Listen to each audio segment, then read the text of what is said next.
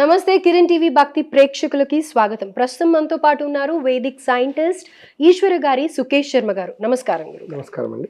సుకేష్ శర్మ గారు, మనం financial problem గురించి మేజర్ ప్రాబ్లం అని అనుకున్నాం, కానీ డబ్బులు ఇవాళ కాకపోతే రేపైనా వస్తాయి, అది అందరికీ తెలిసిందే, ఏదో ఒక విధంగా అయితే వస్తాయి.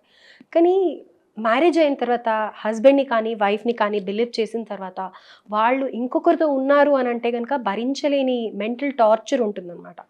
సో కొంతమంది ఆ పరిస్థితులు ఎందుకు వస్తాయో తెలీదు, వేరే వాళ్ళకి అట్రాక్ట్ అయిపోతూ ఉంటారు. మనకి ఇన్ఫ్యాక్ట్ కమెంట్స్ కూడా ఎన్నో వచ్చాయి, ఇలాంటివి ఏమైనా రెమెడీస్ ఉంటే చెప్పండి అని అనేసి. సో హస్బెండ్ కానీ వైఫ్ కానీ వేరే వాళ్ళతో రిలేషన్షిప్లో ఉంటే అలా అట్రాక్ట్ కాకుండా ఉండటానికి ఏదైనా ఒక రెమెడీ ఉందా? పురుషుల కన్నా స్త్రీలు ఇవాళ రేపట్లో అలాంటి బాధలు గురవుతున్నారు.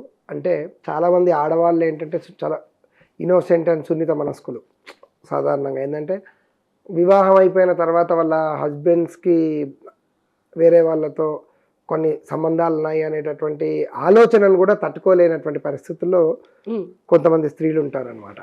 అలాంటటువంటి వాళ్ళ గురించి నేను ఒక రహస్యమైన విధానం చెప్తానండి. సాధారణంగా శుక్రవారం రోజున లేదా మంగళవారం రోజున వీళ్ళు ఏదైనా ఒక వైష్ణవ దేవాలయం వెళ్ళి, వెంకటేశ్వర స్వామి వైష్ణవ దేవాలయం అంటే కృష్ణుడు కావచ్చు, రాముడు కావచ్చు, వెంకటేశ్వరుడు కావచ్చు, ఆంజనేయ స్వామి దేవాలయం కావచ్చు, అంటే తులసి తీర్థాన్ని పంచేటటువంటి దేవాలయాలు ఏవైతే ఉన్నాయో, సాధారణంగా విష్ణుమూర్తికి సంబంధించినటువంటి దేవాలయాల్లో తులసి తీర్థాన్ని ఎక్కువగా ఇస్తూ ఉంటారు. అంటే చాలా మటుకు మనకు దగ్గరలో ఉండేవైతే వెంకటేశ్వర స్వామి టెంపుల్స్ ఎక్కువగా అదే ఏదైనా వాట్ ఎవర్ విష్ణుమూర్తి రామాలయమైనా, విష్ణుమూర్తి దేవాలయమైనా, ఏదైనా నరసింహస్వామి దేవాలయము, కృష్ణుడి దేవాలయం ఏదైనా కానీ ఆ దేవాలయంలో తులసి తీర్థాన్ని ఎక్కువగా ఇచ్చేస్తుంటారు. సాధారణంగా శివాలయాల్లో శివుడికి అభిషేకం చేసినటువంటి పంచామృతాలను కానీ విభూతి జలం కానీ తీర్థంగా ఇస్తూ ఉంటారు. అందుకనే పర్టికులర్గా వైష్ణవ దేవాలయం చెప్పడానికి కారణం అదే. స్త్రీలు ఖచ్చితంగా అలాంటి అనుమానాలు ఉన్నటువంటి వాళ్ళ ఇంట్లో, అలాంటి వాళ్ళ భర్తలపైన అలాంటి అనుమానాలు కానీ లేదా అలాంటి అనుమానాలు కలిగించే విధంగా వాళ్ళ భర్తల యొక్క ప్రవర్తన ఉంటే ఎవరికి చెప్పాల్సిన అవసరం లేదండి.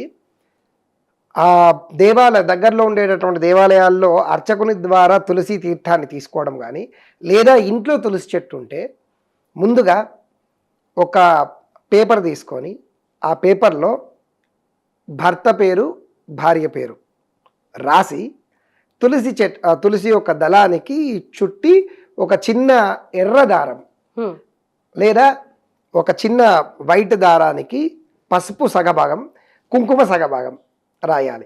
ఒక దారానికి సగం వరకు పసుపు, సగం వరకు కుంకుమ రాసి ఒక చిన్న పేపర్లో ఈ భార్యాభర్తలు ఇద్దరు పేర్లు రాసి మధ్యలో తులసి ఆకుకు ఇది చుట్టి ఈ దారంతో చుట్టాలి.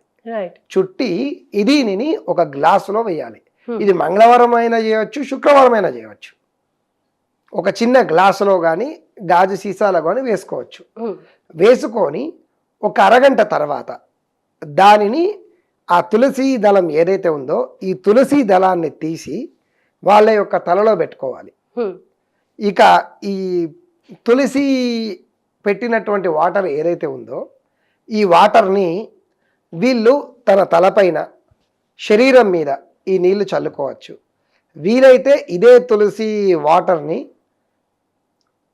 వాళ్ళ భర్తలు ఎవరైతే ఉన్నారో వాళ్లకు తీర్థంగా అయినా, లేదా వాళ్ళు తాగే టీ కావచ్చు, చారు కావచ్చు, వంట వండే దాంట్లో కావచ్చు, ఈ తులసి తీర్థాన్ని కలుపుకోవచ్చు అనమాట. కలుపుకోవడం వల్ల ఏంటంటే ఒకవేళ అలాంటి చెడు ప్రవర్తనలో, చెడు వ్యసనాలకు పాలైనటువంటి భర్తలు నిజంగానే అలా ఉంటే ఇది మెల్లిమెల్లిగా వాళ్ళల్లో మార్పు తెస్తుంది. ఓకే. అండ్ ఇది అట్ ది సేమ్ టైం ఆడవాళ్ళ కోసం కూడా మగవాళ్ళు చేయొచ్చు, అంటే హస్బెండ్స్ వైఫ్స్ కోసం ఖచ్చితంగా చేయొచ్చు, ఎవరెవరి కోసమైనా చేయొచ్చు.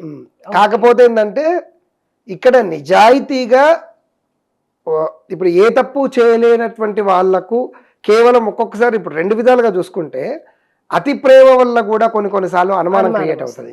ఇది అనుమానమే అయితే అది పనిచేయదు. నిజమైతే మాత్రం 101% వాళ్ళల్లో వాళ్ళ యొక్క ప్రవర్తన తేడా వాళ్ళకి తెలిసిపోతుంది, ఇమీడియట్లీ అది బయటపడుతుంది. రెండు, వాళ్ళ యొక్క తమ తప్పులు వాళ్ళు తెలుసుకొని మళ్ళీ వీళ్ళిద్దరూ అన్యోన్యంగా ఉండడానికి ఈ పరిస్థితులు ఏర్పడతాయి. రైట్.